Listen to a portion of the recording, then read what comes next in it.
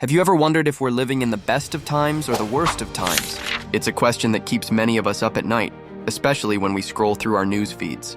On one hand, we see headlines about incredible medical breakthroughs and technological advances. On the other, we're bombarded with stories about climate change, political tensions, and social unrest.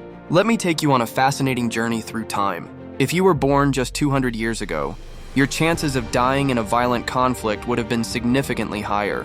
Back then, tribal warfare, colonial conquest, and regular battles between nations were commonplace. Today, despite what the media might have you believe, we actually live in what historians call the Long Peace, the longest period without a major war between global powers. But here's where it gets interesting. While we might be experiencing less direct violence, we're facing new, more subtle threats. Think about it. Our ancestors never had to worry about nuclear weapons, cyber warfare, or the collapse of global financial systems with a single computer glitch. We have better healthcare, longer life expectancy, and more access to education than ever before. Extreme poverty has been cut in half over the past few decades. Most of us carry in our pockets more computing power than what was used to send humans to the moon.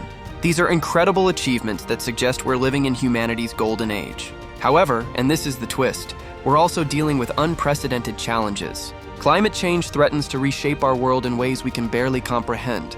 Wealth inequality has reached staggering levels.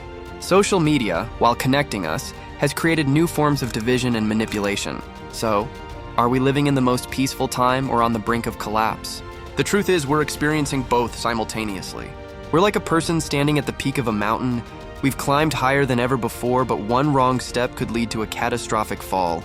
The key to understanding our present moment isn't to choose between optimism and pessimism, but to embrace this paradox. We're living in an age of extraordinary progress and potential disaster.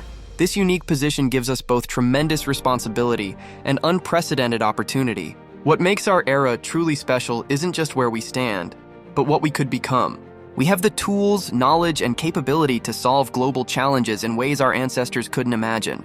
But it all depends on the choices we make today. Think of it this way. We're not passive observers in this story. Each of us plays a role in determining whether this becomes humanity's finest hour or its greatest regret. The question isn't just whether we're living in the most peaceful time or on the brink of collapse. It's about what we're going to do with this pivotal moment in human history. So what side of history do you want to be on? The choice, as they say, is ours to make.